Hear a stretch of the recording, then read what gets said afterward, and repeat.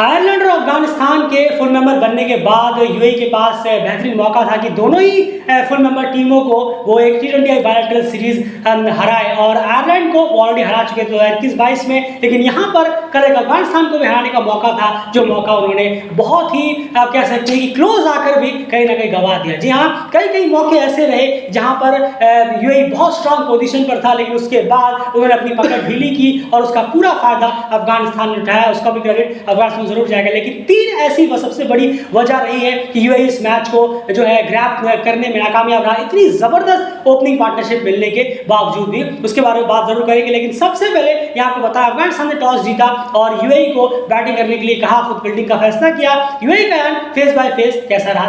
बिल्कुल, पहले फेस की बात करें यूएई के लिए तो 82 रन टीम ने बनाए 1 से 10 ओवर में और कोई भी विकेट यहाँ गिरा नहीं। जबरदस्त शुरुआत यहाँ पर यूएई को मिली और उसके बाद सेकंड फेस में 11 से 20 में 81 रन टीम ने जोड़े, बहुत कम, और 6 विकेट यहाँ पर टीम के गिर गए। बुरी तरीके से टीम फेल नजर आई जब फिनिश करना था इनिंग को और एक 163 रन तक पहुंच पाई 6 विकेट के नुकसान पर। बिल्कुल, बात करें यहाँ पर बैटिंग की तो मोहम्मद वसीम और प्रत्या अरविंद पिछले मैच की तरह इस मैच में भी ओपनिंग करने के लिए आए और एज अ ओपनर इन्होंने कई सारे रिकॉर्ड्स बनाए हैं। आप कम्युनिटी टैब पे जाकर जरूर चेक करिए कि कौन कौन से रिकॉर्ड्स बने हैं। लेकिन कल की पार्टनरशिप की अगर बात करें 129 रन की पार्टनरशिप इन दोनों के बीच में हुई है। मोहम्मद वसीम की बात करें, उन्होंने वापस से खुद को रिपीट किया और शानदार 75 रन यहाँ पर 50 बॉलों में उन्होंने बना डाले। प्रत्या अरविंद ने भी हाफ सेंचुरी अपनी लगाई, तो ये छोटे उन्होंने भी अपना विकेट जो है वो संभाल के रखा। लेकिन 129 पहुंचने के बाद एक जबरदस्त बेस दोनों ने दिया। अब खाली आने वाले बैट्समैन को ये करना था कि इस बेस का अच्छे से इस्तेमाल करें और एक अच्छे फिनिश पर,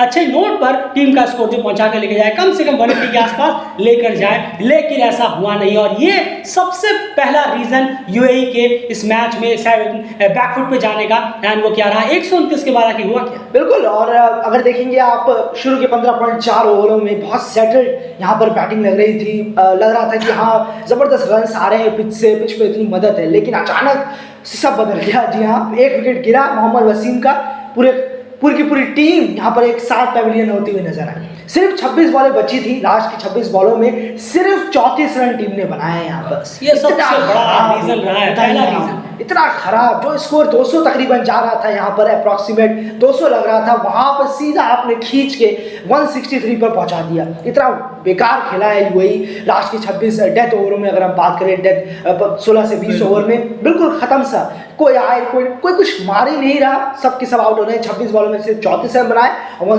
163 रन तक टीम पहुंच पाई।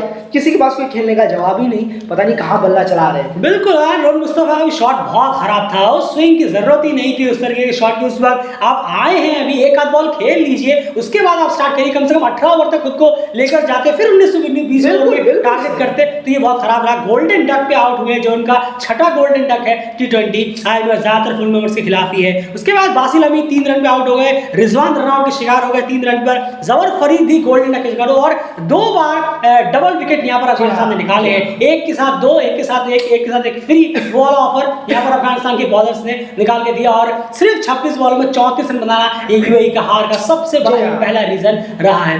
बॉलिंग डिपार्टमेंट की बात करें, यहाँ पर बॉलिंग में क्या कुछ इफेक्टिवनेस नजर है, क्योंकि जब तक मोहम्मद वसीम प्रत्या अरविंद खेल रहे थे ऐसा लग रहा था अफगानिस्तान वापस से उसी हाल में है, लेकिन राशिद ने वापस से एक बार वापसी कराई है। नहीं, जरूर, बिल्कुल सही कहा आपने। और कहना होगा कि फजल फारूकी ने भी अच्छी बॉलिंग कराई है, 4 ओवर में 15 रन उन्होंने दिए और विकेट उनसे चाहिए था, शुरुआत में वो आए थे। अगर वहां वो विकेट दिला देते तो बहुत आसानी से, और बड़ी जीत, बिल्कुल बहुत आसानी से 130-25 तक टीम खत्म हो जाती, रुक जाती। लेकिन बस यही दिक्कत है कि उन्हें विकेट नहीं मिला, उनका डे नहीं था। लेकिन रवीन उल हक, उमर ज़ई ने बहुत ज़्यादा प्योर बॉलिंग कराई है, बहुत एक्सपेंसिव साबित हुए हैं। और एक चीज़ जरूर कहना होगा कि राशिद खान यहाँ की रहे हैं अफगानिस्तान के लिए। आप पहले मैच पे देखेंगे डबल स्ट्राइक राशिद खान ने किया था, मैच टर्न कर दिया। यहाँ पर भी एग्जैक्टली राशिद खान ने सबसे पहले आके डबल स्ट्राइक किया, मैच टर्न कर दिया। अभी तो बैकबोन बने हुए हैं। बिल्कुल, तो यहाँ राशिद खान वर्सेस आप कहेंगे अगर यूएई के बैटिंग लाइनअप, तो बुरा नहीं होगा क्योंकि उन्होंने आके पूरा मैच चेंज किया है अगर हम देखेंगे। वरना अफगानिस्तान के बॉलर्स कोई खासे रहे नहीं है, बहुत ही खराब इस सीरीज में हमें बॉलिंग देखने को मिली है। पर राशिद खान की वजह से ये जो सीरीज है ये बैटिंग लाइनअप जो है यूएई की वो हमें वीक नजर आई और कम स्कोर पर रोक पाए तो सिर्फ राशिद खान। बिल्कुल, और राशिद ने जब डबल स्ट्राइक किया तो उसके बाद उस मौके को बनाने के लिए गुलबदीन नैब को वहाँ एंट्री की गई और उन्होंने भी इस चीज़ का फायदा, जो राशिद ने प्रेशर बनाया उसका फायदा क्लियरली गुलबदीन नैब ने भी उठाया और बहुत अच्छी लेग में बॉलिंग भी रखी और 2 विकेट वो भी निकालने में कामयाब रहे। अब यहाँ पर जहाँ पर एक वक्त लग रहा था कि स्कोर 180 185 करीब पहुंच सकता है, अब यहाँ पर अफगानिस्तान को चेस करने थे सिर्फ 164 रन इस यहाँ पर मैच को जीतने के लिए और सीरीज को भी जीतने के लिए। लेकिन अब यहाँ बात कर लेते हैं पहले अफगानिस्तान के फेस बाय फेस का हाल जान लेते हैं, फिर बात करते हैं कि रीजन नंबर 2 आखिर क्या रहा यूएई की हार का। नहीं जरूर, और फेस बाय फेस की बात करें तो पहले फेस में 1 से 10 ओवर में 68 रन टीम ने बनाए और 2 विकेट का नुकसान हुआ, खासा अच्छा नहीं गया, 2 विकेट भी गिरे, रन्स भी इतने आपके बने नहीं, 60 बॉलों में 68 रन बने। लेकिन यहाँ पर बात जरूर करेंगे कि एक बैट्समैन यहाँ चलते जा रहे थे, अपना काम करते जा रहे थे। वहीं पर सेकंड फेस में 11 से 20 में 98 रन टीम ने जोड़े और सिर्फ 2 विकेट गंवाए। ये पूरी की पूरी कहानी बदल गई। यहाँ पर 166 रन 4 विकेट के नुकसान पर टीम जीतने में 6 विकेटों से सफल रही। बिल्कुल, तो यहाँ बैटिंग की बात करें, गुरबाज और इब्राहिम ज़ादरान यहाँ ओपनिंग करने के लिए आए और एक अच्छी खासी पार्टनरशिप यहाँ पर मिल गई थी शुरू में फेस में अगर हम बात करें। लेकिन यहाँ पर गुरबाज का जरूर पूछना चाहूंगा आपसे, ये लगातार तीनों मैच में बहुत ठंडे रहे हैं। नहीं जरूर सही कहा आपने, गुरबाज को अपनी बैटिंग में जरूर, अब मैं ये तो नहीं कहूंगा कि इंप्रूव करने की जरूरत है क्योंकि वो गेम ही उनका ऐसा है, रन्स करते भी हैं और रन्स करेंगे भी आगे, लेकिन थोड़ा सा अगर रेगुलर कंसिस्टेंसी आ जाए तो बेहतर होगा क्योंकि वो ज़्यादा ज़रूरत होती है। 10 में से अगर 6 इनिंग में आप चल नहीं रहे, 4 इनिंग में चल रहे हैं तो कोई फायदा नहीं है और वो 4 इनिंग मैटर करती है।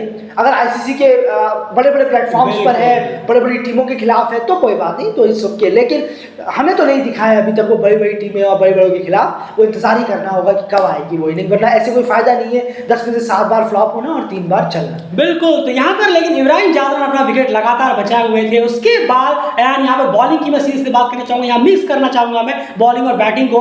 एक बार यहाँ पर फिर स्ट्रगल कर रही थी, ओपनिंग मिल गई थी अफगानिस्तान को, जहूर खान ने एक बार सबसे पहले वापसी यूएई की यहाँ पर कराई इस इवेंट में। नहीं जरूर, और रहमुल्लाह गुरबाज का विकेट उन्होंने निकाल के दिया। उसके बाद गुलबदीन नईब यहाँ पर आउट हुए, जल्दी आउट हो गए फॉरन फरीद, बिल्कुल जी हाँ बिल्कुल, जहूर फरीद ने वो विकेट लिया। उसके बाद यहाँ पर स्ट्राइक करने की जरूरत थी, मिडिल फेस में विकेट लेने की जरूरत थी, जो कि यहाँ यूएई के बॉलर्स ने नहीं निकाला। रीजन नंबर 2, बिल्कुल सही कहा आपने, यहाँ पर विकेट्स की जरूरत थी। अफजल जज़ई आए, उन्होंने यहाँ पर एक छोटी पार्टनरशिप जरूर लगा दी, चाहे उन्होंने कितने भी रन मारे, 13 रन आई थिंक बनाए हैं, और वो यहीं पर उन्हें आउट करना चाहिए था और जल्दी, क्योंकि पार्टनरशिप्स का वक्त नहीं है, आपको विकेट्स रेगुलर इंटरवल में लेने, और मिड फेस में अगर विकेट नहीं मिला तो बहुत मुश्किल हो जाता है कि डेथ फेस तक आप एक कोई ऊपर से आया हुआ बैट्समैन हो और उसको फिर आप डेथ फेस पर आकर कोशिश करें कि यार ये आउट हो या यहाँ से निकले, बहुत मुश्किल हो जाता है ये काम कि हम कैसे जीतेंगे डेथ फेस तक आते आते, क्योंकि बैटिंग टीम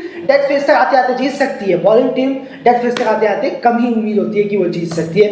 ऊपर के बैट्समैन आते हैं तो अच्छा स्कोर करते करते मैच को ले जाते हैं। बिल्कुल, और यही इब्राहिम ज़ादरान ने किया है, और नीचे से फिर जब उसके बाद अब यही चीज़ है, यहाँ पर यूएई जब बैटिंग कर रहा था, आप देखिए एक भी पार्टनरशिप और वहाँ पर बिल्डअप नहीं होनी थी अफगानिस्तान के बॉलर्स ने। 129 था, बस उसी में आप खुश रहिए, यूएई अफगानिस्तान के बॉलर्स ने ये कहा, और उसके बाद आप देखेंगे एक ही पार्टनरशिप नहीं हुई, जो भी प्लेयर आए वो अपना विकेट गवा कर चले गए और अफगानिस्तान ने विकेट वहाँ पर निकाल दिए। यहाँ पर सबसे पहले एक 13 रन जो अफजल ने बनाए, उसमें एक कम से कम 30 की पार्टनरशिप हुई, 30-40 की पार्टनरशिप हुई, 39 की मेरे ख्याल से पार्टनरशिप हुई, और उसके बाद फिर नीचे आकर करीम जन्नत ने अफगानिस्तान की सबसे फास्टेस्ट T20 50 भी लगा दी और 23 रन निकाल दिए, और इब्राहिम ज़ादरान के साथ एक जबरदस्त और मैच विनिंग पार्टनरशिप यहाँ पर कर दी। लेकिन सेकंड बार जो वापसी कराई वो भी जहूर खान ने कराई थी। बिल्कुल, फिर से वो आए, उन्होंने स्ट्राइक किया, पूरी कोशिश की उन्होंने, सिर्फ लोन वॉरियर वही थे जिन्होंने कोशिश करी और किसी ने भी कोई ट्राई नहीं किया। बहुत खराब बॉलिंग रही है, थोड़ी सी बात कर लेंगे, लेकिन यहाँ पर करीम जन्नत की इनिंग ने शानदार, बहुत ज्यादा तेज आए, उन्होंने अचानक से सब कुछ बदल दिया, पूरा मैच का रुख ही मोड़ दिया उन्होंने, और इसका अंदाजा भी नहीं रहा होगा यूएई को कि ऐसी इनिंग आकर खेलेंगे, शायद थोड़े दबाव में होंगे, थोड़ा रोकेंगे, ट्राई करेंगे, कुछ नहीं भैया हमें कुछ ट्राई नहीं करना। वो आए और तेज तरार 200 के ऊपर की स्ट्राइक रेट से उन्होंने बल्लेबाजी की, 250 के स्ट्राइक रेट से, तो खत्म, कहाँ आप जवाब ढूंढ रहे हैं, उनका डे है, उन्होंने जबरदस्त फायदा उठाया यूएई की खराब फील्डिंग का भी, खराब कैचिंग का भी और पुअर बॉलिंग का। बिल्कुल, तो पहला रीजन था कि आप ने जो है लास्ट के अपने ओवर्स का फायदा उठा नहीं पाए बैटिंग में, रन्स में। उसके बाद दूसरा रीजन रहा कि मिड फेस में आप विकेट्स नहीं निकाल पाए। आपने एक जहूर खान एक लोन वॉरियर है, बाकी बॉलर्स पूरी तरह से ऑफ कलर है। और तीसरा रीजन यहाँ पर अयान जरूर जाएगा कि फील्डिंग जो रही है वो बहुत ज्यादा खराब रही है। फिर बॉलिंग की तरफ चलते हैं। इब्राहिम ज़ादरान का कैच भी छोड़ा गया है और वो पहले ही आउट हो जाते हैं, और वो कैच और फिर फील्डिंग रन्स आए हैं, 1 का 2 किया है, 1 रन नहीं था वहाँ, 1 रन भी कर दिया। स्लॉपी फील्डिंग हो रही है, तो ये बहुत ज़्यादा वीक नजर आई है फील्डिंग। बहुत सही करने की ज़रूरत है। और अफगानिस्तान की भी फील्डिंग में प्रॉब्लम थी। कोच ने बोला था दूसरे मैच शुरू होने से पहले कि हमारी फील्डिंग में ही प्रॉब्लम है, लेकिन वो उनकी बात अलग है। लेकिन आपको थोड़ी सी मेहनत करनी है और ज़्यादा, क्योंकि एक आप एसोसिएट हैं, वो फुल मेंबर है, लेकिन अफगानिस्तान जब फुल मेंबर से खेलेगा तब वहाँ पर वो दिक्कत हो जाती है। वो जाएगा और यहाँ हार जाते हैं तब हम जरूर ये कहते हैं कि हाँ ये सब चीज़ें सही करने की ज़रूरत है। लेकिन उनकी वीकनेस ने भी कई चीज़ें हैं, अफगानिस्तान की वीकनेस में भी कई चीज़ें, लेकिन फिर भी वो यहाँ से सीरीज लेके जीत गए। तो फिर यूएई, यानी कि सोचिए यूएई तो उससे भी ज़्यादा वीक नजर आया है। बिल्कुल क्लियर नजर आया है। खैर मोहम्मद वसीम और प्रत्यार के अलावा इस पूरी सीरीज में कुछ खास चमक कर निकल कर आया नहीं यूएई के लिए, अगर आप पूरे बड़े नोट पर देखेंगे। एंड बॉलिंग डिपार्टमेंट में जहूर खान के अलावा कोई भी बॉलर इफेक्टिव नहीं रहा, और ये भी एक सबसे बड़ा रीजन रहा कि आप 163 को कंपैरेटिव बनाने में नाकामयाब रहे। नहीं जरूर, कोई शुरुआत अच्छी मिल गई थी, 2 विकेट गिर गए थे 40 करीब। बिल्कुल, और बॉलिंग जैसे हुई थी दूसरे मैच में, हाँ ये वाली बिल्कुल नहीं दिखी है। यहाँ पर फिर से सब अपने लाइन और लेंथ से भटक रहे हैं। विकेट टू विकेट बॉलिंग कम हो रही है। जितना विकेट टू विकेट जितना रखने की कोशिश करेंगे, T20 में तो और ज्यादा हो जाता है। रखना ही चाहिए, चाहे आप टेस्ट खेल रहे हो, वनडे खेल रहे हो, कुछ भी खेल रहे हो, विकेट टू विकेट रखेंगे तो बहुत फायदा होगा। लेकिन बहुत ज्यादा खराब बॉलिंग हमें दिखी, आगे काफी फुल बॉलें दिखी, स्लॉट में दिखी है। क्या फील्डिंग जो छोड़ी है उसका प्रेशर बॉलरों पे आया, फिर बॉलर ने वाइड डाली, वाइड भी काफी गई है, काफी एक्स्ट्रास भी डाली गई है, तो बहुत पुअर बॉलिंग रही है। बिल्कुल, रोहन मुस्तफा इससे पहले अफगानिस्तान के खिलाफ यूएई के लिए सबसे बेहतरीन बैटिंग वाले एवरेज वाले बैट्समैन थे। सबसे बेहतरीन बॉलिंग फिगर भी उनका अफगानिस्तान के खिलाफ था एज अ यूएई प्लेयर। लेकिन इस दौरे को पूरी तरह से भूलना चाहेंगे कि तीनों ही मैचों में बहुत ही खराब परफॉर्मेंस और उनके स्टाइल के हिसाब से पूरी तरह से फ्लॉप शो रोहन मुस्तफा का रहा है। तो ये हाल है, 2-1 से अफगानिस्तान इस सीरीज को जीतने में कामयाब रहा। एंड राशिद खान की कप्तानी के बारे में क्या कहेंगे, एक बार लास्ट पूछना चाहूंगा, उसके बाद फिर खत्म करते हैं। नहीं जरूर, और अच्छी कप्तानी की है, क्योंकि बड़े चैलेंजेस बाकी है, बिल्कुल बाकी है। लेकिन एक चीज नहीं भूलनी चाहिए कि यहाँ पर फील्डिंग अफगानिस्तान की खराब थी, बॉलिंग इतनी अच्छी हुई नहीं, और बैटिंग में भी हमें वो डिस्प्ले नजर नहीं आया कुछ प्लेयरों की तरफ से। लेकिन कुछ प्लेयर ने बेहतरीन साथ दिया, जैसे करीम जन्नत है, इब्राहिम ज़ादरान ने भी आज चले, इब्राहिम ज़ादरान, लेकिन स्ट्रगल काफी बैटिंग की है। और उसके बावजूद यहाँ पर सीरीज हरा देना सामने वाली टीम को, तो छोटे छोटे मूवमेंट्स को उन्होंने पकड़ कर रखा, ये बहुत अच्छी बात है। और खुद का परफॉर्मेंस नहीं गिराने दिया। जब भी वो आए तो उन्होंने पूरे मैच को मोड़ दिया। इतना इंपॉर्टेंट रखता है उनका परफॉर्मेंस, तो इससे बड़ी बात और क्या हो सकती है।